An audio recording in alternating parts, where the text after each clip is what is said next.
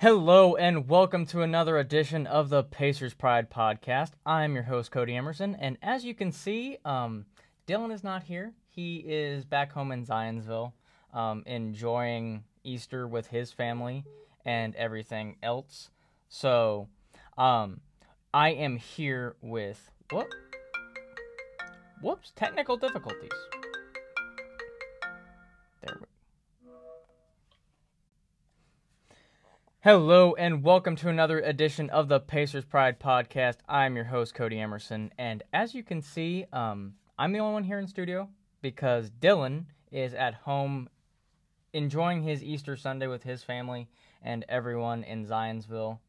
But I am so gracious to be joined by Ian Hansen from Indiana Sports Coverage, who also does our live tweeting.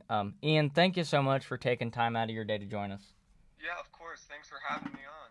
Yeah, anytime. I'm really glad that we were able to make this happen because earlier in the week, Dylan was like, I'm probably going to be at home on Sunday. And he's like, message Ian and see if he would want to maybe co-host the show. So I'm glad you can do it. And as I said, thanks for joining us. We greatly appreciate it. Anytime. All right. And for those of you who don't know, as we've brought up Ian on the show many times, he is the one who live tweets our games because Dylan's and I college schedule is just ridiculously busy between work and all the other stuff that we're involved with. So, Ian, now that I have you, once again, thank you for live tweeting the games for us, as I said, because we would love to, but as college has other plans for both Dylan and I, so. Yeah, I love doing it. Yeah, so Pacers had a really good week. They went actually 3-0. They had games against Miami, Sacramento, and Golden State. Golden State one was not against the full Golden State roster, which we'll see probably here this week. Well, minus Steph Curry, but we're gonna start with the Miami Heat game. This game was.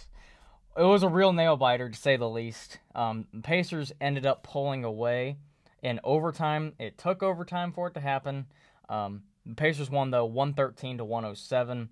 And this was, I think, a monumental win for the Pacers because this win secured a playoff spot for the third straight year. And we're going to get into this later, probably near the end of the show, but what it means just for this team with all the preseason predictions and everything. Oh, this team's going to be a lottery team. They're not going to have much expectations.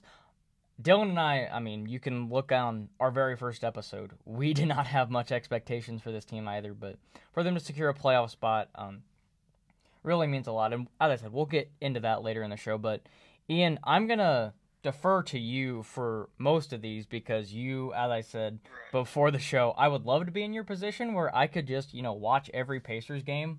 But unfortunately, college has other plans for me. So, what did this was obviously a gritty, gutty overtime win for the Pacers. And I remember, I think you tweeted out it was if this game was the ugly win, or I can't remember exactly if it was this game or the other game, another game the Pacers had this week. But well, I think the last three games, the thing was grinded out win for sure.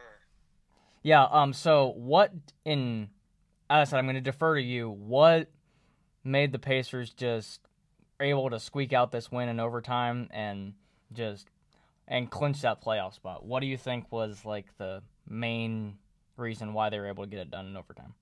Well, the main thing I noticed was the Heat didn't have Hassan Whiteside, leaving them without a main rim protector. So they were able to attack the hole and get to the paint and score down low. That's a big reason why Thaddeus Young had 22 points. Oladipo had his 23. I think they took advantage of them having Bam Adebayo down there and being able to get in the paint. That was a huge key to them coming out on top, really. Yeah. They prevented, the first quarter, Tyler Johnson just killed Indiana from the three-point line, and I think they went cold in the, second half minus the fourth quarter because, obviously Kelly Olynyk came in and took over. Yeah, I think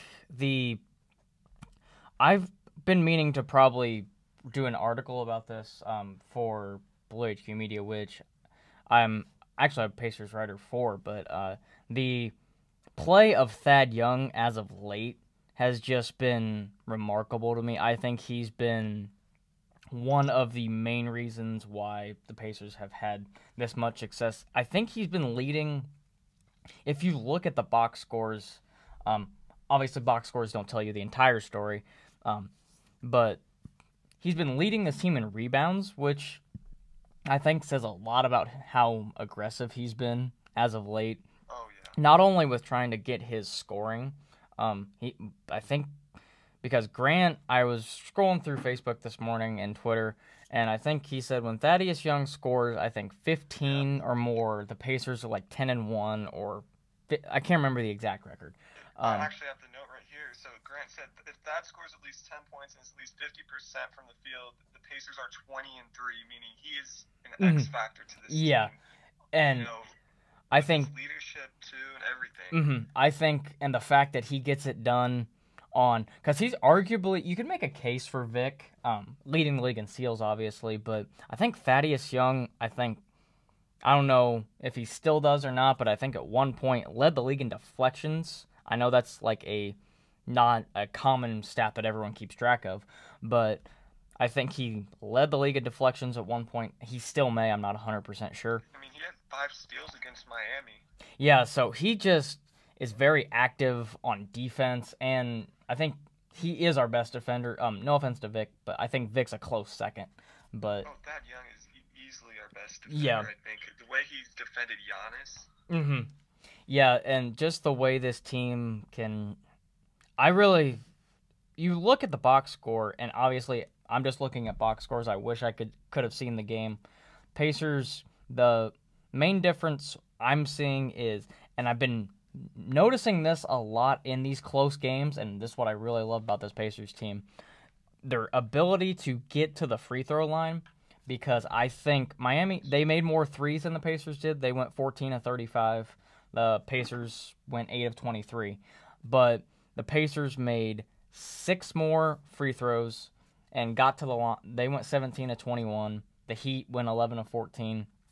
I just think the ability to get to the free throw line and get the other team in foul trouble is going to be key, especially when we're talking playoffs here soon. And that brings me to another point with that Miami game. It's the little things that make a ginormous difference.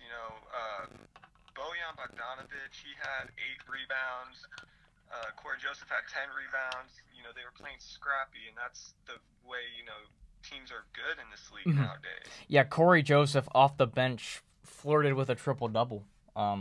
Had 10 rebounds for Corey Joseph. That says a lot how everyone is...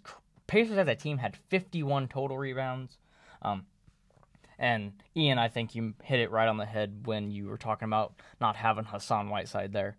That obviously Hassan is one of the better rebounders, offensive rebounds and defensive rebounds in the league.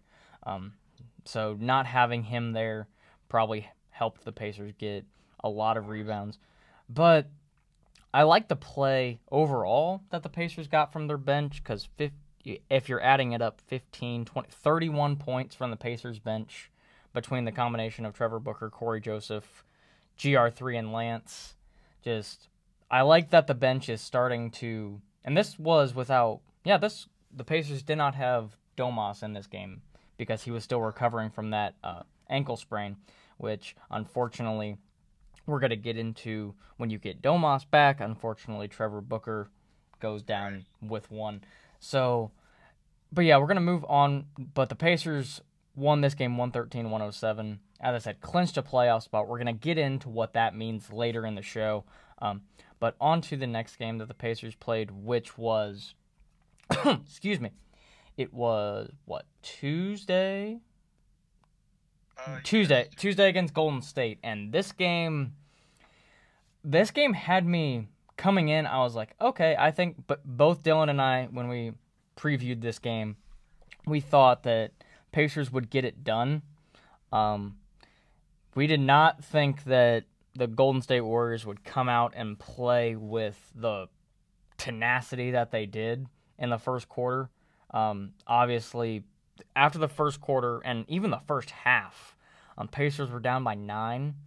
And so this game, the Warriors, I will give tremendous credit to Steve Kerr. I've never really liked him much as a coach. I think he just inherited a lot of what Mark Jackson did. But I will give him major credit in this game. He had his guys ready to play. Guys like Quinn Cook, Nick Young, and those guys stepped up in the first quarter, and even in the first half. And the Pacers were down by 9 at the first half, and you're like, are the Pacers really going to lose to?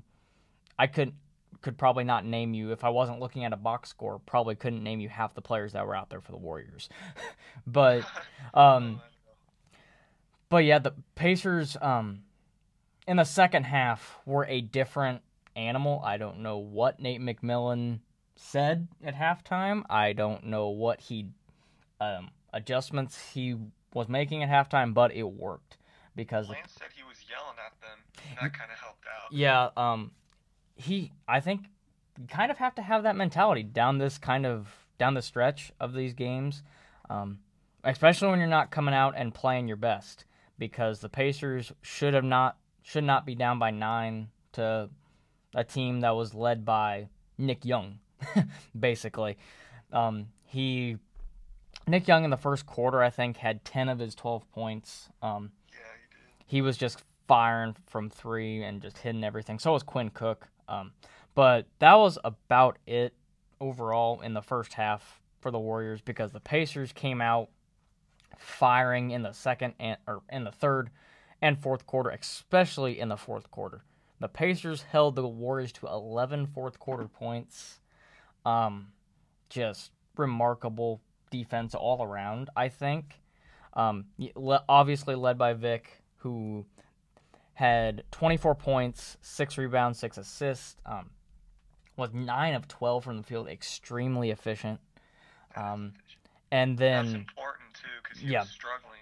Yeah, I've been listening to the Locked On Pacers podcast with Tony East and Adam, and they have started to say, like, they were criticizing him a little bit just for getting his shooting struggles, and now as soon as they released that podcast, he started to shoot the ball a lot better.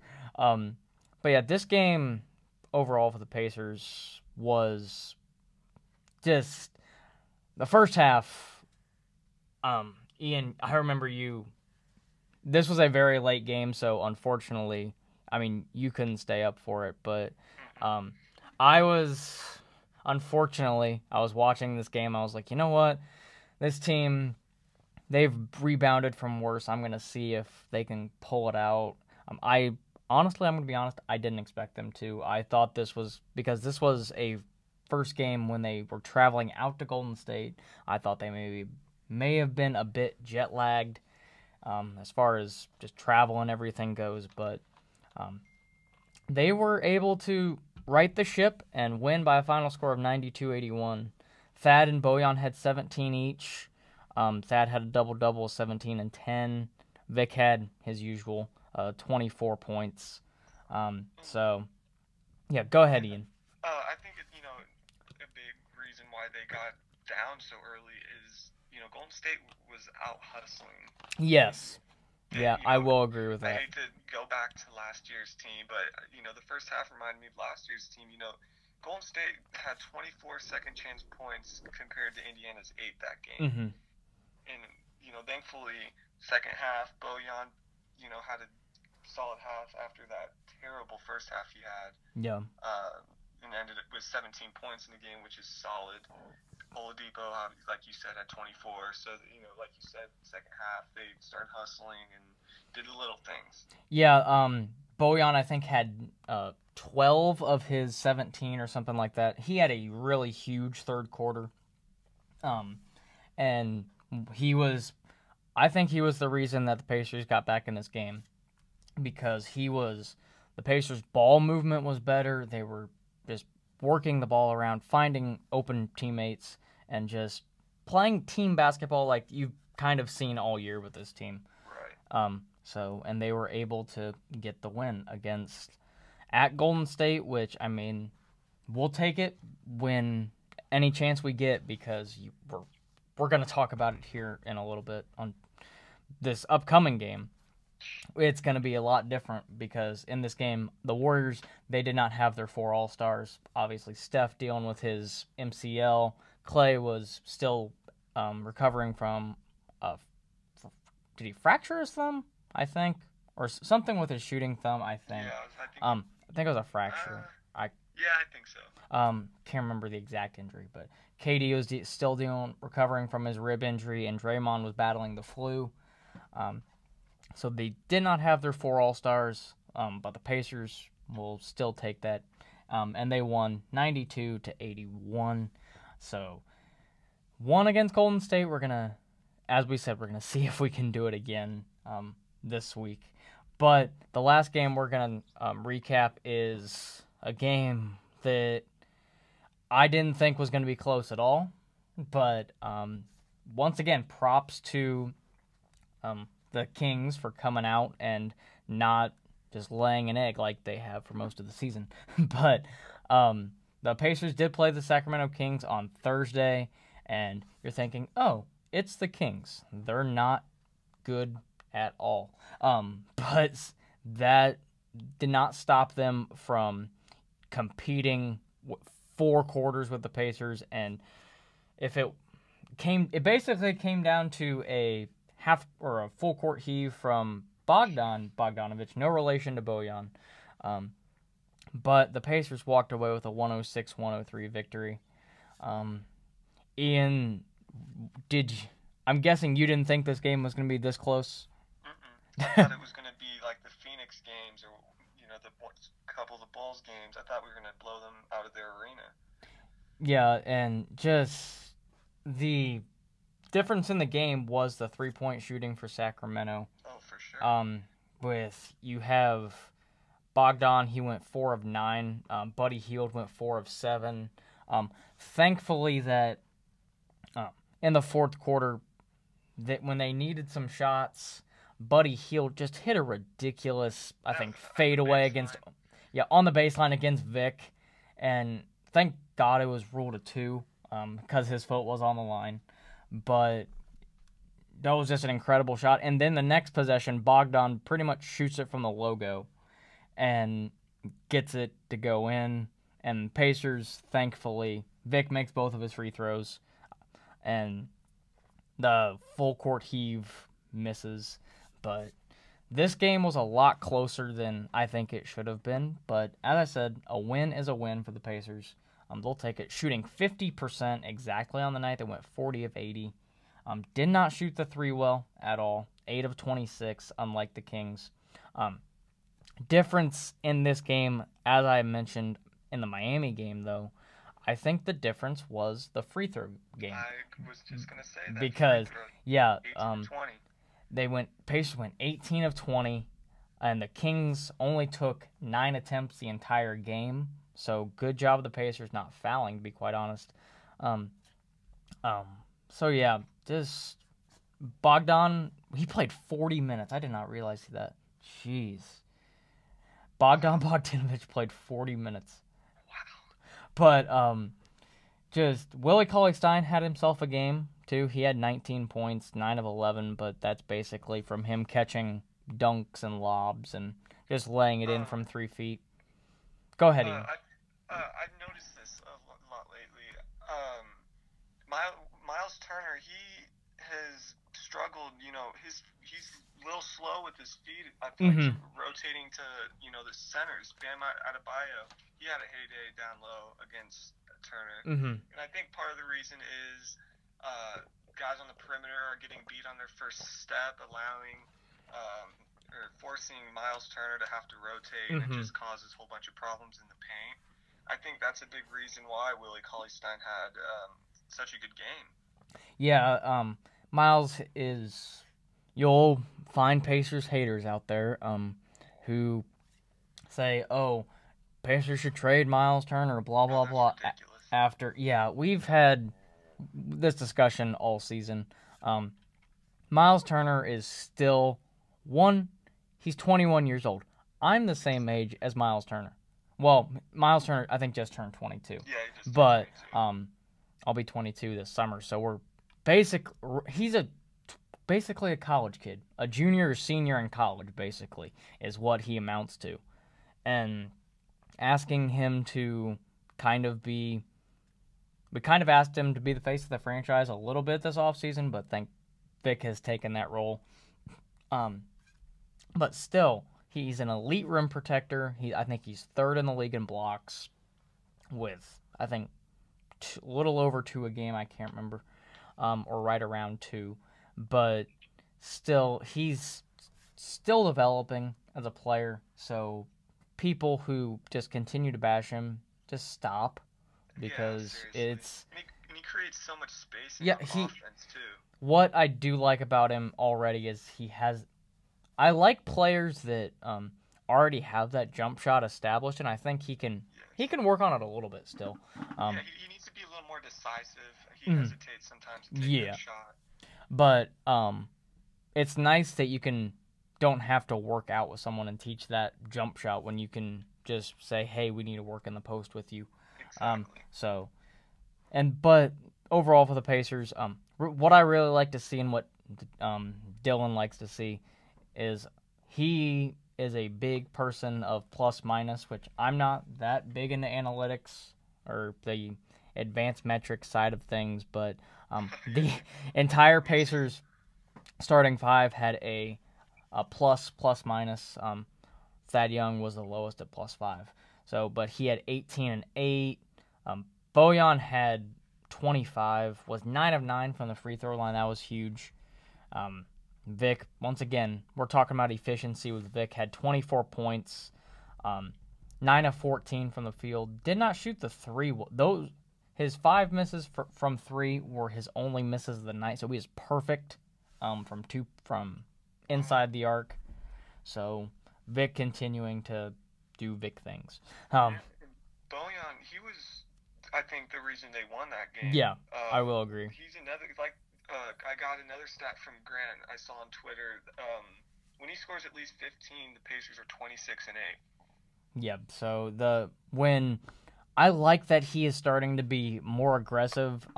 Early on in the year, he was known just as a guy who can knock down threes, and that's still the case. But I remember Quinn Buckner was saying this on the broadcast. He's starting to put the ball on the floor a lot more and drive to the basket and draw fouls because he's an excellent free throw shooter, as he showed in this game, went 9 for 9 from the line. So he's just developing his game more and being more aggressive, and I think he's one of the most probably underappreciated Pacers, I would say, on this team because obviously you have Vic, you have Miles, you have the veteran Thad, but Bojan is one of those guys where you just don't, I think, appreciate him much because people bash him when he has a bad game. I know. But but when he has games like this, he shows why the Pacers signed him. I think he's having probably his best season. I would think he's having his best season because this is his first year, I think, starting in a real role on a team. So I agree. I was going to say that, they didn't really utilize him in Washington and Brooklyn like Indiana is. So and he's thriving. And you got to remember, he played for his national team this summer. So he's been fatigued all season. That's right. I forgot about that. So, yeah, just huge props to Bojan, who's having a really good year. Darren continues to orchestrate the offense with 9 assists. And Dylan and I had this discussion last week. I personally love to see DC back in the starting lineup because, excuse me, but I think he orchestrates this offense so well. Him and Miles, or Vic and Miles in the pick and roll, just unstoppable, I think, because Darren Collison, I did not know this until last week when I looked it up. I think probably still continues to lead the league in 3-point percentage at around 45%. So he's efficient. Yeah, very efficient, and cannot sleep on him. he's probably not the go-to scorer, obviously, for the Pacers. You have Thad, you have Bojan, Miles, and Vic. He's probably I would probably want to say the last option as offense, but when he's orchestrating the offense, you really don't need him to score like he has. Sorry. No, go ahead. Okay. I was going to say, I think that's part of the reason why Oladipo's starting to get into a rhythm. I saw something, I don't know the exact metrics, but I know Oladipo's usage rating actually goes down when Carlson's on the floor because of the pick and roll. Oh, and really? Yeah, so I think that's helped Oladipo kind of let the game come to him and not really force shots, because I remember when Corey Joseph was in the starting lineup, he was forcing up shots. He still did a little bit in the Miami game, but the game's starting to come back to him a little bit like it did when Carlson was healthy in the beginning of the season prior to the All-Star break. Yeah. So the Pacers won this game 106-103. They're currently on a 4-game win streak. And they're 45-31, 14 games over 500. Honestly, wow. I did not expect that one bit. I think maybe get into this a little bit later in the show, but I think Nate McMillan deserves a lot of love for Coach of the Year.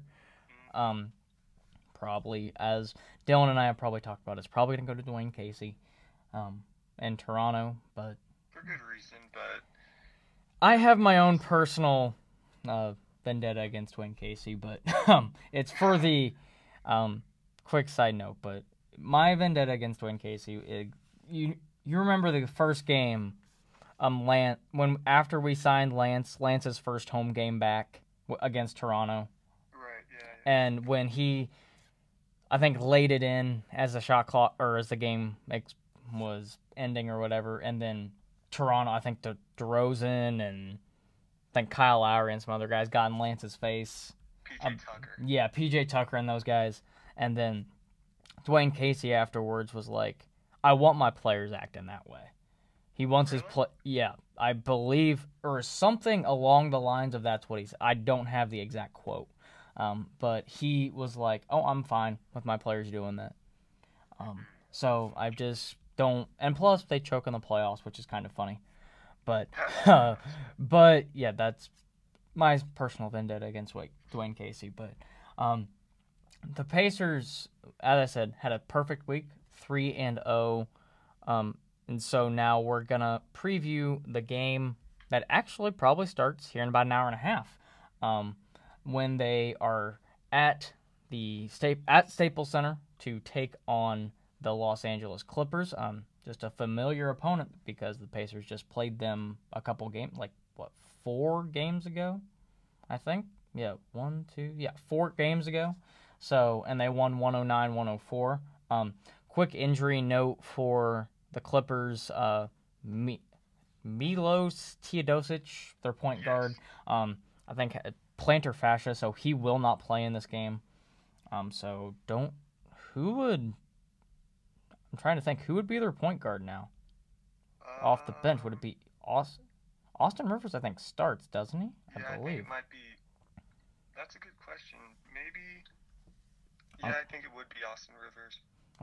Let me see it would be Austin Rivers, I think. Depth, maybe? Yeah, it is Austin Rivers. They'd probably move Lou Williams into the starting lineup, maybe? That would make sense. And then Tobias Harris. Montrezl Harrell and DeAndre. Okay, and so I think the Pacers will, especially without Teodosic, who I kind of see as like a Ricky Rubio type or just orchestrates the offense really well. I think the Pacers get the job done against the Clippers. I think in their first game, the Pacers did an extremely good job of containing DeAndre Jordan. DeAndre Jordan only had 11 rebounds, which is unlike DeAndre. Usually you see him getting 15 and 16 rebounds. He only had 14 points, too, so kind of contained him on the scoring column, too. The Pacers' killer in this game was Tobias Harris, who seems to play well against the Pacers. I don't know why. Even when he was with Detroit earlier in the season. Just playing really well against the Pacers. Obviously, you have to contain Lou Williams. who's going to be their go-to guy. I think we'll probably have maybe Vic, I would guess, out on Lou Williams. So I still think we get it done. I don't think the Clippers, they're fighting for a playoff spot too, though. I think they are 9th in the West. Yes. So they're Utah or Denver? let me pull up. I hate doing this, but let me pull up. They're behind New Orleans, actually. New Orleans has. Oh yeah, they're 2 games. Okay, so they're can still theoretically get a playoff spot. So right. they're tied with Denver. So yep. They're still playing for something, obviously. So are the Pacers, as they are continued locking battle with Philadelphia and Cleveland, as Pacers currently sit in the 5th seed. But I think the Pacers, as I said, get the job done. I don't think they really have anyone who can match Vic. I think Thad continues his strong play. I think the Pacers bench will probably be just fine in this game. Lou Williams will obviously, I consider him a starter. He plays more minutes. He plays like 35 minutes a game, so he's basically a starter. I think the Pacers bench will have a good game. Trevor Booker, I think, is questionable. The last time I saw. I think they said he's a game-time decision. Oh, I really wouldn't bother rushing him back. No. So, because we don't need to rush him back or anything. Ian, you see the Pacers getting this one, or how do you see this game turning out? Surprisingly, I'm not too confident, just because I believe because they're fighting for a playoff spot. And they played really well lately. Yes, they lost their last game, but they had a win in Toronto. They beat Milwaukee at home. Then they beat Phoenix. So I think it could go either way. I think it'll depend on how well we play on DeAndre Jordan, because we kept him quiet last time we played, and we won the rebound battle. So I think it'll depend on that. But unfortunately, I do think that LA will pull out the win. Yeah, I don't think there's any, these, as we were talking about kind of before we started the show, there's no easy way to predict a win or a loss with these next 3 games coming up. Just ridiculously tough games for the Pacers. So no shame in saying a loss, but I have faith that the Pacers can hopefully get it done. I think Vic will have his typical. I think Vic's playing remarkable as of late. He's starting to get his shooting touch back. And hopefully we can contain DeAndre Jordan as we did. Oh, I know. I would not be surprised if they pull out the win either. Hey, just last resort, resort to Hack-a-Drummond, or not Hack-a-Drummond, but Hack-a-Jordan, because we all know DeAndre Jordan's free throw struggles. Yeah, no kidding. So, but the next game, Pacers, after they play the Clippers today at 3 p.m., probably going to go home and watch that game. So as Ian live tweets it, probably. Yes. Yeah. Okay. Thank you. So be on the lookout and keep in touch with that if you want to stay tuned with the game today. But on to the next game for the Pacers, and this one I'm really not looking forward to on Thursday. Is when the Pacers play host to the kind of healthy, I guess you could say kind of healthy would be the best way to describe them right now. Golden State Warriors, they got KD back. Clay, I think. What about Denver? Oh, Thank you. You're fine. Yeah, the Denver game. I completely forgot about that one. So before we get to the Warriors game, the Denver game is that Monday or is that Tuesday? Tuesday. Tuesday? Okay. You know the schedule better than I do. And so but the Tuesday they will play at Denver. This game I'm really not kind of optimistic, but at the same time Denver is playing really well right now. They beat Oklahoma City in overtime. They barely lost to Toronto. Oh my God, Denver is coming off a 7-game road trip. Yeah. Oh my God. So, yeah, they're coming back home for the next 3. They will play Milwaukee on Sunday before playing us on Tuesday. I did see, though, injury news for them. I don't think we're going to be seeing Gary Harris in this game, from what I've been seeing on Twitter and stuff. I think he's been ruled out for this game, so that helps the Pacers a lot. You still have to deal with guys like Jamal Murray, who can light it up anytime. They obviously Nikola Jokic, Paul Millsap back, who I think in their last game against Oklahoma City dropped like 34. I think. I want to say he did. Let me look. I have the box score. Yeah, Paul Millsap dropped 36 points in their win against Oklahoma City. So Thad's going to have his hands full with that. So is Miles. Then off the bench, I remember, and I don't remember why I remember this, but in the last game the Pacers played against the Nuggets, did we beat them? I can't remember if we in overtime. That was one of the magical Pacer home games. Yeah. When Vic dropped 47. I do remember that. I do remember, though. Let me, if I can pull up the box score from this game. Yeah. Trey Lyles dropping 25 off the bench in that last game. So he's gonna be a guy probably to look out for.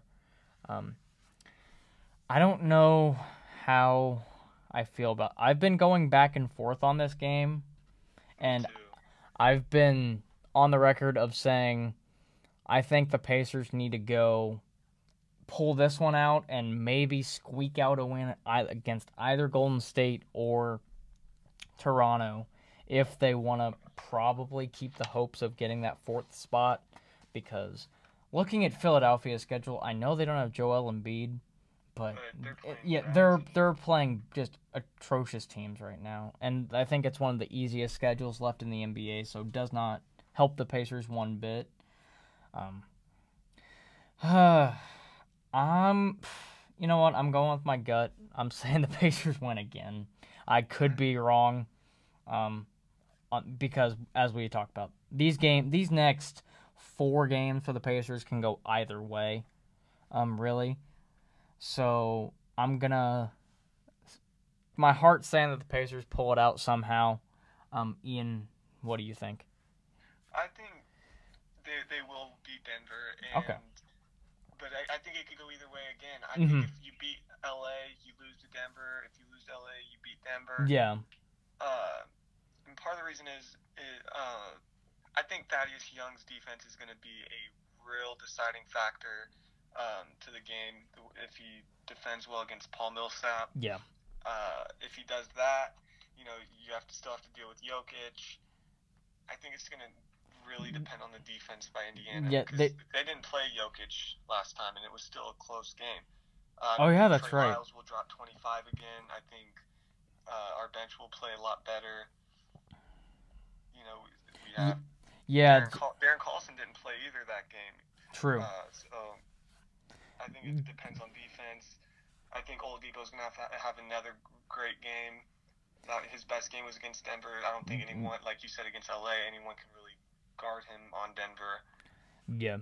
So it's these games, as we've just been saying, have been going back and forth, and this game was early on in the season when both teams this was game like I think 26 or 27 in the season, and now we're at like game 70 something. So it's these teams haven't seen each other obviously because Denver's in the West and we're in the East. Right. But lots of things have changed. So I'm hoping the Pacers can pull this out. I don't think Victor's gonna hopefully need to drop 47 again, but I mean if it comes down to that, then why not? Yeah, why not? Because he's done it before and he can possibly do it again. So hoping that the Pacers win against the Clippers and the Nuggets, because now we're going to get in a Golden State game, because they're going to need hopefully some leverage. I don't want to say leverage, but build up some wins. So maybe if a loss to Golden State, because I'm just going to go out on the record saying I don't think they're going to win Thursday when they play Golden State. Granted, it's at home, and the Pacers have played phenomenal at home this year. But this, as we talked about when we were recapping the earlier Golden State game, this is not the same Golden State team. They're going to have Clay back. They're going to have KD back. They're going to have Draymond back. So, and Ian, we were talking before the show too. We know Clay loves to play against the Pacers. That's 60 points, I think. Yeah, 60 plus points in like 29 minutes, or something like that. Quarter, that's crazy. Yeah, so the Pacers will play the Warriors on Thursday, and I'm just not confident, in this game, because obviously it's against Golden State. Golden State does not play well without Steph Curry, though. I have noticed that. It's been noted by ESPN and everyone out there. However, I think Golden State still has enough firepower, obviously, to get it done against the Pacers. I just think Vic's going to have a hard time. He's going to have to exhaust so much on the defensive end guarding Clay that I don't know if he'll have enough on the offensive end. I don't know who we're going to put on. Do you think we'll put Thad on KD? Is that what's going to happen? The way he guarded Giannis Antetokounmpo, Mm-hmm. I think you have to put that on KD. Thad on KD and switch Bojan onto Draymond. Yeah. They kind of, the Warriors match up, or do not match up well. Pacers do not match up well with the Warriors, is what I was trying to say. Not at all. The Warriors, it has been documented that they do not play well against, or without Steph Curry. But as we were talking about, I think they just have too many weapons. I think the Warriors get the win, probably by double digits. I'm really hoping I'm wrong here, and I'm trying to look at the Warriors' schedule. They play Phoenix on today. Then they play at Oklahoma City on Tuesday before coming to Indianapolis. So a difficult game before the game. So maybe they'll exhaust all the energy trying to beat Oklahoma City that they have nothing left on Thursday, hopefully. But I'm predicting a loss. Ian, are you predicting the same? Yep, I'm right there with you. I think in any game against the Warriors where they have three of their all-stars, it's hard to predict a win, especially the way we played them without any of their all-stars. Yeah, see, that's what I was thinking. We beat them by 11, but we played terrible the first half. I think it's hard to give them, and like you said, the matchups. There's going to have to be a lot of double teaming and a lot of help defense there. I think it'll, if we do pull out a win like the Denver game, it'll depend on the defense. I'm really hoping that either KD or Clay has an off night, hopefully, or maybe, as I said, they exhaust their energy against Oklahoma City to maybe that they don't have anything left when they come to Indy on Thursday. But we're both predicting a loss because it's Golden State and they're starting to get healthy. Quick side note on Golden State. I don't know. Did you see the Patrick McCaw injury last night, Ian? Yeah. Yeah. I think that was. If you haven't seen it, it's pretty well. It's kind of bad. Patrick McCaw ended up getting taken out on a stretcher because I think Vince Carter. I don't think he meant to undercut him. No, I don't think so either. But Vince Carter last night undercut him as he was going to the basket and Patrick McCaw to be taken out on a stretcher. Results have come back fine. I think Patrick McCaw has been, as I've been getting kind of updates on my phone, he's been, I don't know if he's been cleared or anything, but there's no injury. He left with a lower back injury, but don't know if he'll be fine for the Thursday game. But it definitely was not as serious as it looked. So, thankfully, Patrick McCaw is okay. But on to the last game that we're going to be talking about this week. The Pacers, you think it gets worse when we play. You think, how could it get worse after the Pacers play Golden State? They play a back-to-back against Toronto. Going to the best home team in the league. Yeah. And so the Pacers, on Thursday, after they play Golden State, will travel probably, I'm guessing, right after the game, and fly up to Toronto to play the Raptors. The last game that these teams played, the Pacers were in it for much of, I think, 3.5 quarters, and then the Raptors just pulled away late. But the Raptors, I don't know exactly how much the Raptors will be up for this game, if I'm being honest, because they're still, actually, never mind. They're still in a tight battle with Boston for that number 1 seed, so I think they'll still obviously be fighting and trying to get that 1 spot. But Pacers will play at Toronto on Friday. As I said, the last time these two teams met, Pacers had much of the game. They led most of the game, but a phenomenal comeback by Toronto was the result in this one. By C.J. Miles. Yeah, who unfortunately after the game said it felt kind of good to get a win against the Pacers. Trying to see when was that game? I'm trying to March 15th. Oh yeah, Toronto 106-99. It was at home. The difference in that game was I think this was the rebounding. Was this the rebounding discrepancy? Yes, it was. Valanciunas caused so many problems. The difference in this game was obviously the rebounding battle. The Raptors had 57 rebounds, which was a season high for them. The Pacers had 34 rebounds. Obviously, that's a difference of 23. That can't happen. No, it cannot. Trying to see. We did not have. This was a game when Darren Collison was coming off the bench. He had a really good game, 22 points. This was a game, though, where the Pacers starters just could not get anything going. I think the Pacers bench had Al Jefferson. This is a game where Al Jefferson was stepped up huge, but Domas, I think, was still dealing with a sprained ankle. Al Jefferson at 20, we're probably not going to see that again because Domas is healthy.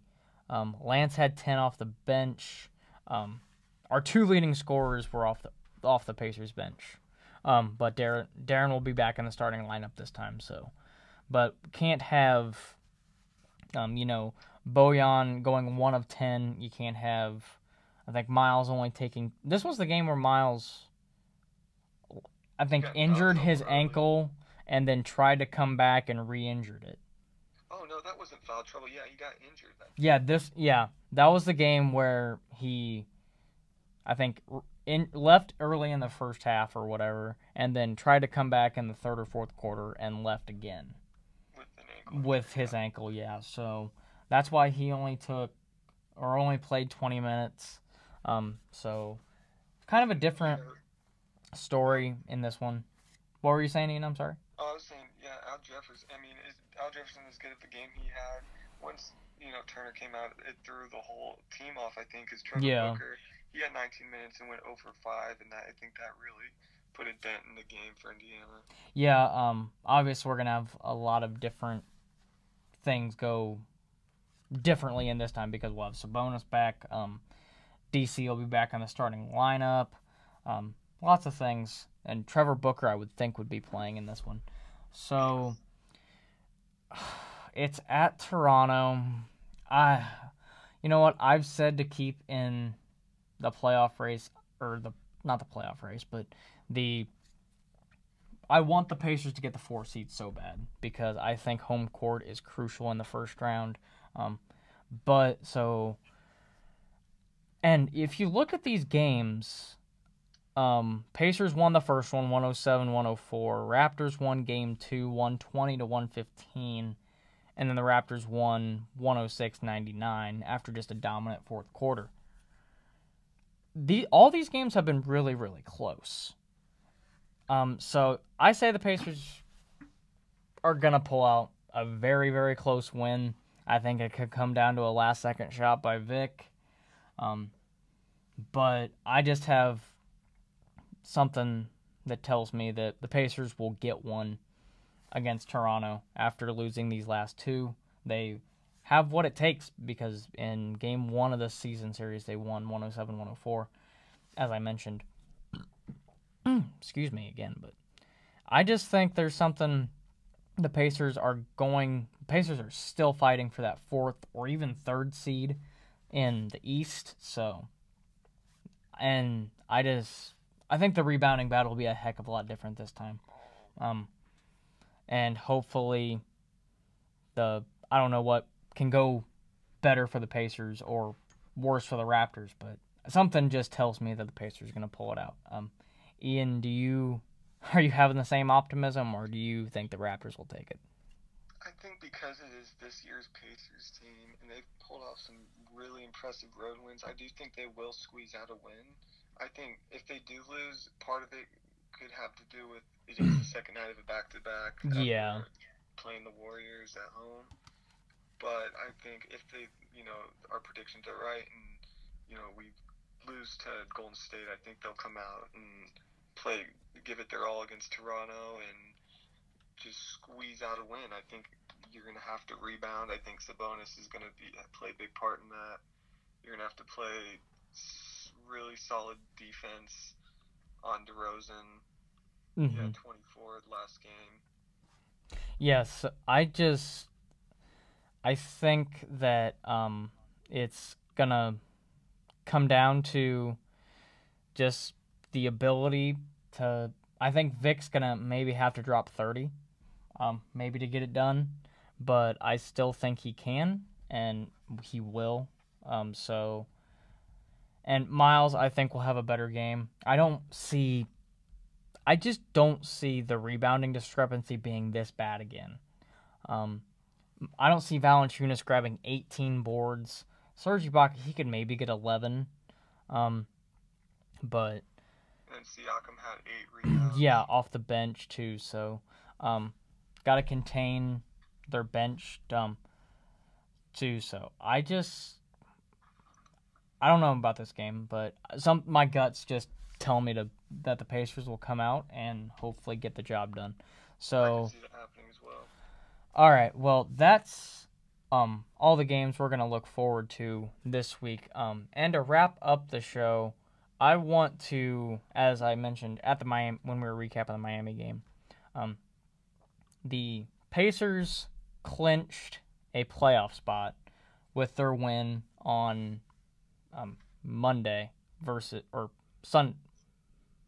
Tuesday, or whenever they played Miami. I'm getting the schedule mixed up. But when that went against Miami, they clinched a playoff spot. Ian, we've talked about it a little bit. With all the preseason, after we traded PG and all that kind of stuff, and after all the negativity we got and backlash we got from it, and everyone's saying, oh, this team's going to be a lottery team. They're not going to do much this season. What does it say just about the mentality and, I guess, the overall toughness of this team to say, you know what, the heck with what everyone says. We're going to come out and we're going to just fight, and we'll obviously look at where they're at now. 14 games over 500, battling for a 3 spot. What do you think it says about this team to just turn out all the noise and play the way they have this season and earn that playoff spot. Well, I think there's two different perspectives. I think from a fan's perspective, it's amazing. If someone told me that this team would eventually get the 3 spot, I'd tell them they're crazy. So I think it means the world to the fans to see what this team has done, all the fourth quarter comebacks and whatnot. And then from the players' perspective, yeah, it means a lot. But Collison said they're not done. They want to win the championship. And Oladipo said, the same thing. That they have bigger goals. Yeah, it just I love what Thad and Vic have preached after they got that playoff win. They said the job's not done. The grind isn't over just yet.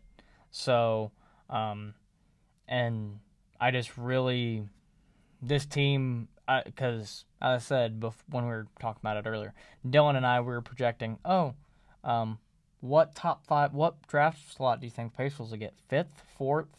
Will we get the 3rd pick in this year's draft? And it's just turned into a phenomenal season with the Pacers, obviously, and as they've said, the grind's not over just yet. Pacers are a game back at Cleveland for the 3rd seed. I'm trying to look at, does Cleveland play today? I don't know if they do or not. I don't think they do from what I'm looking at it. I'm looking at the games today on ESPN. They play Dallas at 6. Oh, they do play Dallas, and of course it's Dallas. So it seems like all these teams that the Pacers are trying to chase have easy schedules. Philly and Charlotte are playing right now. Philly's up by 7 at the current moment. I'm hoping at best the Pacers get the 4th seed. I'm hoping that they can maybe get home court, because that home court, I've been to a couple Pacers games this year, and I'm hoping that I can maybe go to that last Tuesday game of the year against Charlotte. I think I'm going to that one too. Dylan and I have been looking at it because tickets are like $10. So, So if you're looking to go to a Pacers game, guys, here's definitely a chance to go. And speaking of the Hornets, you'll get to see their all-time leading scorer now in Kemba Walker, who just passed, I think, Del Curry a couple games ago in their last game against Hornets. When they played Cleveland, Kemba set the franchise record for scoring. But, yeah, overall, I really, and we're going to end the show on this. Ian, what do you think, as far as playoff matchups, who do you think the Pacers, we'll do 2 things. The team that the Pacers would want to see the most, probably, and who would they want to see as far as favorable matchups and stuff like that, and then the team that the Pacers would not want to see. So we'll start off with the team that the Pacers would want to see. Who would that be in your mind? I want to see Philadelphia. I'm right there with you. I think they have a really good rivalry starting. I know Lance doesn't like him. I think he starts all the rivalries with Miami, with the whole thing with Dwayne Wade and blowing LeBron's ear. But yeah, I think Philadelphia would be a favorable matchup as well because, I think in the long term, Philadelphia might have the better future because they stacked all their picks, got Fultz, got Simmons. But right now, I think their lack of experience, I think Indiana, Lance Stevenson clearly has experience in the playoffs. Miles Turner, that's all he knows. His first 2 seasons, playoff experience. Sabonis and Oladipo last season. Corey Joseph with Toronto. And, Philly, they have J.J. Redick with experience and Ersan Ilyasova. And then if anyone else, how much are they really going to impact the playoffs? I think Indiana could really dominate that series, even if they don't get home court advantage. I agree with you with Philly. I think the Pacers could take it in 6. I agree. That'd be my prediction. That's been my prediction for a while. I think, especially with the injury to Embiid, because I've heard that even if he is back, I've heard he may miss a game. He could miss a couple games. I don't know. The injury is, I think, 2 to 4 weeks.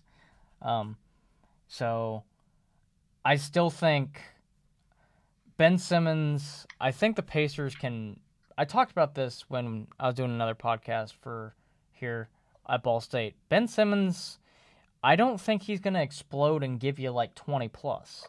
I just think he's focused on passing and getting his teammates involved. He'll get you maybe 15, 16, 17. That's about average. And then Embiid, if he has an off night. I think those are really the only two consistent threats that the Sixers have. Obviously, you guys have J.J. Redick, who killed the Pacers earlier this season. Guys got Ersan Ilyasova. They have guys who can beat you, but they're not consistent, I would say. So I like the Sixers too. I think Pacers could take them in 6. We'll see what the injury to Joel Embiid means. I've heard rumors he may be back and wearing a mask to maybe protect that eye. So who knows how that'll affect him. And also, he still has to pass the concussion protocol when he gets back and fully healthy and everything. So who knows? That could take weeks, or he could be back for the start of the playoffs. We don't know. But we both agree with Philly. So now on to the team that the Pacers don't want to see in the playoffs. Who would that be in your mind? I think obviously Cleveland. We haven't played that Cleveland team yet. And LeBron's having the best season of his career, and he turns into a different animal when he gets in the playoffs. So I think, if we play Cleveland, I don't think there's any way Indiana will beat them. I think it'll be a good series. I think we could take them to 6, maybe even 7. But I think LeBron's LeBron. He will carry any Cleveland team farther than the first round of playoffs. Yeah, if I'm looking at the standings and the teams that will be in the playoffs, I'm honestly, call me crazy, but I honestly don't want to see Washington. Me neither. I don't want to see them I don't want, because I think Washington matches up. I don't think we have a person on our team, no offense to Vic or anyone. I don't think we have a guy who can guard John Wall. Who I think John Wall's just one of the most, I think you could arguably say the fastest point guard in the league. He's just explosive. He returned the other night, had 15 points, or 14 points, 15 assists. So, and then Bradley Beal with that shooting, and then their bench with, obviously you guys have like Otto Porter. They have Otto Porter, I think, starting, but then who am I thinking of off the bench? Kelly Oubre, that's who I'm thinking of off the bench. Gortat, who can crash the boards. Markieff Morris, I believe, is the Morris twin on that team. So I think the Wizards have some damage that could hurt the Pacers. They beat the Pacers in the season series, I think, 2-1, I think. 2-1. Yeah, so team that Bradley Beal can get hot from 3 any night. And I think that's a team that we would not want to see. So, and then our good friend Jan Mahimi too, who can crash the boards. Yeah, he rebounds like crazy over us. Yeah, were you about to say something? Oh, I was just gonna say, like, none of the teams have been fully healthy when they've played each other. Obviously, the Wizards didn't have John Wall, they didn't have Kelly Oubre one game. Indiana didn't have Oladipo in the first game. I don't think they didn't have Collison, I think, and Miles Turner one of the games. Yeah. So that would be a fun matchup to see, but I don't think it favors the Pacers because just obviously I've been talking about Beal, Wall, Gortat. I think they just match up well against the Pacers. So I wouldn't. Guys in their primes like John Wall, like they've played together for so long. Mm-hmm. And then with Cleveland, I don't know. Obviously you have LeBron, but that team is just, and it'd be interesting if we played them if Pacers somehow fell down to the 6, but I just think it'd be interesting because we have not seen them this year. We haven't. Well, we've won the season series 3-1, but that was before the All-Star break, before Cleveland just gutted their entire roster. So I don't know how well we'd match up with them. It'd be very interesting to see. Clarkson always seems to have a good game when he was on the Lakers. Yeah. And then you guys have Rodney Hood, who's a lengthy defender, George Hill, and then obviously LeBron and Kevin Love. So Cleveland, obviously in the playoffs, we're going to see how they do. It looks like they'd face, I think, Washington right now, so that'd be a good series. That would be a great series, in my opinion. But yeah, the playoffs are starting to come down. The Pacers, this is their last, I think, full week of games. They play, I think, Charlotte in back-to-back next week on Tuesday and Thursday, I think. Is it? No, it's Sunday. Is it Sunday? Sunday, Tuesday? I'm not sure. Let me pull up the schedule real quick. I was looking at the Wizards roster at the current. They play I know the NBA is doing this with like facing the same team twice to end the season. Yeah, it's a Sunday, April 10th and Sunday, April 8th and Tuesday, April 10th. Versus Charlotte. It's at Charlotte, and then we come back to Indy to play Charlotte. So both teams would be on a flight to Indy. So, and I've been trying to talk Dylan into going to that Tuesday game. I mean, money's a bit tight for both of us, but with tickets with as low as $10, I've been trying to maybe coax him into going. But so we'll see if we end up going to that game. But we'll definitely be back here. Dylan will be back here next Sunday, and we're gonna be recapping the Clippers, Denver, Golden State, and Toronto. Hopefully, talking some positive news about the Pacers. Hopefully, yeah, as they wrap up the regular season, may have a seeding clinched maybe by then. Who knows with this wacky Eastern Conference. The Pacers, at the current moment, are still game behind Cleveland. So if they win today and Cleveland somehow loses to Dallas, who Mark Cuban's openly said that they're tanking, so highly doubt that's going to happen. But so could happen, and just hoping that Pacers can maybe catch the Sixers too and get home court in that one. So we're going to keep you updated. Ian will keep you updated, obviously, as the Pacers game starts here in about an hour. So we're going to call the show. That's all we have. And I'm going to get out of here and go watch the Pacers game. And Ian's going to get out of here and live tweet it for us because he's awesome in that way. So thank you, Ian, for joining me. I greatly appreciate it. Yeah, no problem. And as I said, thanks for live tweeting again because we just unfortunately can't keep up with all the when the Pacers and their schedules and everything. Right. So we greatly appreciate it. Yep, awesome. Alrighty, so make sure to follow Ian on Twitter. I'm probably gonna leave I tagged him in the tweet before the show. I'll tag him after. Go follow him. Go follow Indie Sports Coverage. They've been so nice in helping me and Dylan start up and everything. So grateful for them. And yeah, just check out Ian. He's a really cool guy. Does a lot of good stuff for Indie Sports Coverage. So, but yeah, that's all the time that we're gonna have for today's show. As I said, we'll be back here next week with Dylan. Be back here. So, as I said, Ian, thank you for joining me. So, for Ian Hansen, and I'm Cody Emerson. Have a great week, everybody, and go Pacers.